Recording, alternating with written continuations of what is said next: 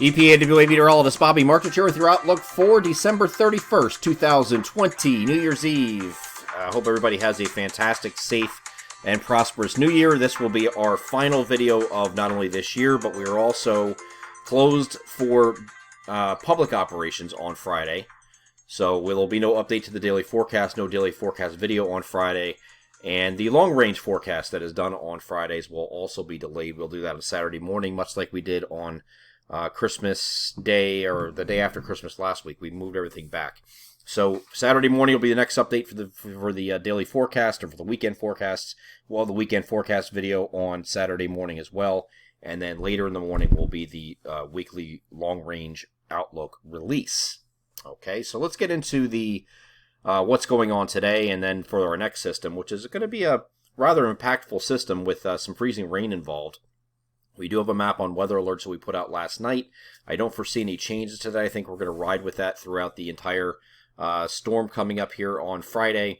But today we just have a cold front that's going to be moving through, and it's just going to be some showers across our southeastern areas this morning. And then that's going to, during the course of the morning, it's going to continue off to the south and east. Once we get in the afternoon, we'll still have some clouds around, but that front's going to continue to push off to the south and then eventually sets up south of the region here and stalls. Okay, so that's going to be off to our south. So by the time we get to New Year's Eve here, we're going to have high pressure building in. You're actually going to have a decrease in clouds during the evening in many locations. Might even happen later in the day farther north, where you have the clouds decrease a little bit. And we head to partly cloudy skies for about 6 to 8 hours or thereabout, and then we have clouds increasing again overnight because we have a warm front that's going to be pushing toward the region that's going to give us our mixed bag of precipitation here on Friday, on New Year's Day. So for any activities that you have this evening, there will be no concerns for rain, snow, sleet, freezing rain, none of that stuff. Okay, so just be primarily partly to mostly cloudy, we'll call it, and then an increase in clouds late at night. But other than that, we are dry for the entirety of New Year's Eve, aside from this morning, once that front moves through in some of the southern areas, central and southern areas. Here is a low pressure move in the lower Mississippi Valley that's going to move up through the Ohio Valley, and at the same time is going to drag a warm front back northward. The same front that was stalled to our south is going to be dragged northward as a warm front, and so this is a situation where you have a cold air at the surface and you have warm air aloft overriding that cold air, and you have an antecedent high pressure sitting over New England, sitting right here. So this is going to be a driver for cold air that's going to give you cold air ahead of this incoming precipitation. This is called cold air damming, and what that's going to do is keep cold air at the surface, even though the temperatures aloft are going to be much warmer when you only go up a few thousand feet above the ground. So it'll be above freezing there. You get that a deep enough layer of that, and then whatever snowflakes come through. So they all start off with snowflakes up at the up at the 650 millibar level or thereabouts. So that's about a little over 10,000 feet. You're up there about 12,000 feet. So at that level there, the snowflake is born, so to speak. It falls through that warm layer. It melts into a raindrop. And then it doesn't have time to freeze again before it comes down to the surface because it's such a deep layer of warmth above freezing. But the surface is below freezing, so once it hits the ground, it freezes. That's what freezing rain is, okay? And this is all supplied by this high pressure here, which will be moving away as precipitation moves in. So it will start off as freezing rain because we're going to be cold at the surface, but the temperatures of the surface are going to increase as this high pressure continues to move away, and precipitation works in as the front moves in. But you can see you have freezing rain mainly in the interior locations, and this is coming in the afternoon and later in the evening.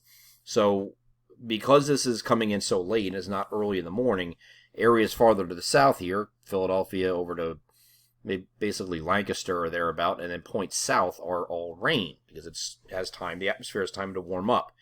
It's not coming in early morning when it's really cold.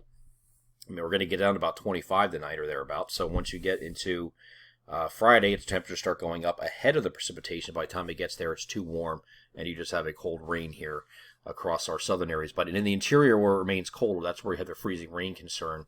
And it's going to change over to plain rain from southwest to northeast during the course of the evening. So this comes in kind of like mid-afternoon or thereabout, and then it just changes over to plain rain from southwest to northeast during the course of the evening between 6 and about midnight. Might hang out a little bit longer to midnight up here in the far northeastern corner of Pennsylvania, Wayne County, Pike County, places like that, to maybe Sussex County, New Jersey, and far northwestern New Jersey.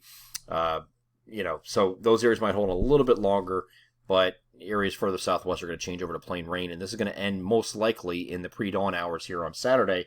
So Saturday we're looking at just morning clouds giving way to sun, and then you're going to have warmer temperatures in the morning, falling during the afternoon once that front clears. Okay, not a dramatic drop like we saw on Christmas Day with the temperatures, but it's going to drop nevertheless from 50s and fall through the 40s as we get into the course of the afternoon. So let's get over the NAM high-res future simulated radar, and I'm going to start this off here at 7 a.m. You can see a cold front draped across the region with some generally light showers that are a continuation of what was falling later in the overnight.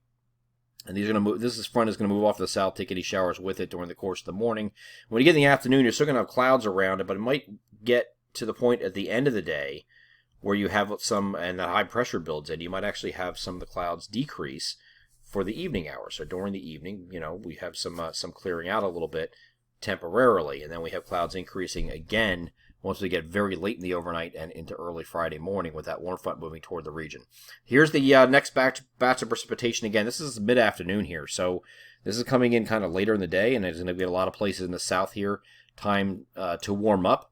But the surface temperatures are going to remain very cold and near freezing further to the north when you get up here by I-78 especially, and then points north, and you have a mix area here where it's kind of like going back and forth, teetering between 31 or 32, 33 degrees thereabouts. So you're going to have some freezing rain here in some spots, and other spots a couple towns later or over might have temperatures of 33 or 34 where it's not freezing on surfaces. So it's going to be a very close call here in these border areas, but up here we're pretty certain that you're going to have a decent amount of ice accrual, and it's going to be following the areas of elevation the most, from Lycoming County, especially up here in these areas, and you get over to northeast PA, especially the higher elevations, you're going to have some freezing rain holding on a little bit longer.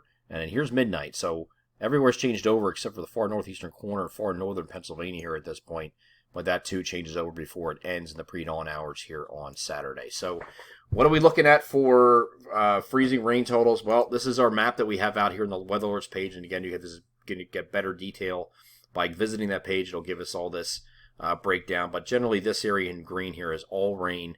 Maybe in the fringe areas you might mix briefly here, but it's these areas in pink here, the lightest pink, are for a couple hundredths of an inch here, 0.001 to 0.005, so it's not a lot, but it doesn't cause much ice accrual to cause issues on roadways, so just keep that in mind.